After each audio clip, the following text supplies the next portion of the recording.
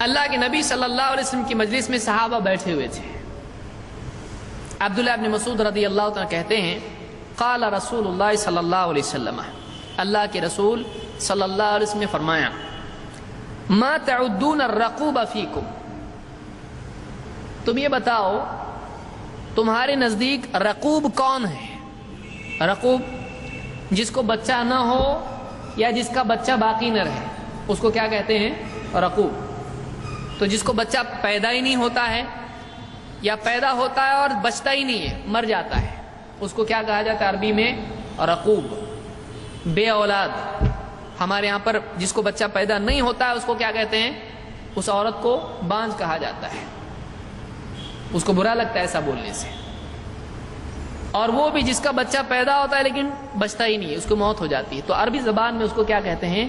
رقوب کہتے ہیں. یہ اللہ کی مرضی ہے، اللہ جس کو بچہ دے یا نہ دے. ہمارے سماج کی جہالت یہ ہے کہ جس عورت کو بچہ نہیں ہوتا ہے اس عورت کو منحوس یا اس عورت کو بری عورت یا اس عورت کو جو ہے خراب مانا جاتا ہے. اس کی گود میں بھی بچہ دینے کو لوگ تھوڑا سوچتے ہیں. بعض اوقات جس کا بچہ پیدا ہوتے ہی بار بار اس کی وفات ہو جاتی ہے، موت ہوتی ہے، تو اس کو بھی عورت کو بھی لوگ کیا ہے؟ برا سمجھتے ہیں، اور شوہر بھی تھوڑا سا اسے کھٹا کھٹا ہی دل رکھتا ہے. یہ صحیح بات نہیں ہے. کیوں؟ اس لیے کہ زندگی اور موت کس کے ہاتھ میں ہے؟ اللہ کے ہاتھ میں. اللہ جس کو چاہے یہب لمن یشاء اناثا ویہب لمن یشاء الذکور، جس کو چاہتا ہے بیٹی دیتا ہے، جس کو چاہتا ہے بیٹا دیتا ہے. او یزوجہم ذکرانا و اناثا، اور اگر اللہ چاہے تو بیٹا بیٹی دے دیتا ہے، دونوں دیتا ہے. ویجعل من یشاء عقیما، اور اللہ جس کو چاہتا ہے بے اولاد رکھ دیتا ہے، عقیم اس کو رکھ دیتا ہے، اولاد ہی نہیں ہوتی. تو کس کی طرف سے فیصلہ ہوتا ہے؟ اللہ کی طرف سے. اس میں بیوی کا کوئی قصور نہیں ہوتا ہے، عورت کا کوئی قصور نہیں ہوتا ہے. یہ اللہ کی مرضی، جس کو اولاد دے یا جس کو اولاد نہیں دے.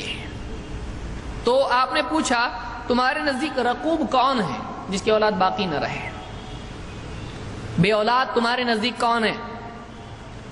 قلنا الذی لا یولد لہ، کہتے ہیں ہم نے کہا جس کی اولاد پیدا نہ ہو، جس کی اولاد نہ ہو وہ رقوب ہے. قال لیس ذاک بالرقوب، آپ نے کہا بے اولاد وہ نہیں ہے جس کی اولاد باقی نہ رہے. آپ نے فرمایا ولکنہ الرجل الذی لم یقدم من ولدہ شیئا، بلکہ آپ نے کہا کہ رقوب وہ شخص ہے جس نے اپنے آگے اولاد نہیں بھیجی ہو.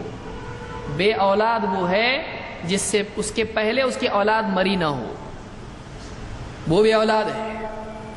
واقعی اولاد والا وہ ہے جس کے پہلے کیا ہو؟ اولاد گئی ہو جو آخرت میں اس کے کام آنے والی ہے. تو یہ امید کے لیے، دھاڑس کے لیے اور فضیلت کے طور پر آپ صلی اللہ علیہ وسلم نے کہا. اس کو امام مسلم نے روایت کیا ہے.